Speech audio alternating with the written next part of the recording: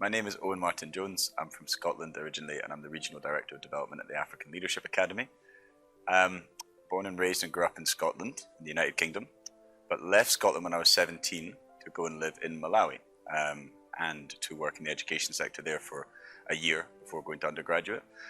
I then went to undergraduate studies in Newcastle in England, where I studied journalism and media, which led me initially into a career in film production and documentaries. So thus far, there's really no indication of ending up doing fundraising at the African Leadership Academy. But then the next, let's say, 8 years of the career was a bit opportunistic and sporadic in terms of geography and the sector that I was in, but there was a kind of ongoing theme of sales and business development. So I worked in business development for an NGO in Paris that was looking after, working towards essentially like press freedom and news literacy in a time around 2016 when Trump had just been elected, and the kind of literacy and freedom of the press was essential. So worked in that sector for 3 years and then moved into the tech sector in Berlin, worked for a tech startup there that did engagement tools for news websites.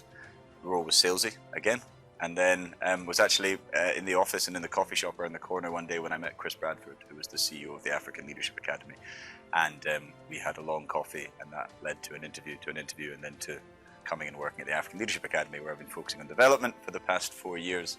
We have a global donor base, individual, high net worth individuals, corporate foundations, family foundations, and large philanthropic foundations.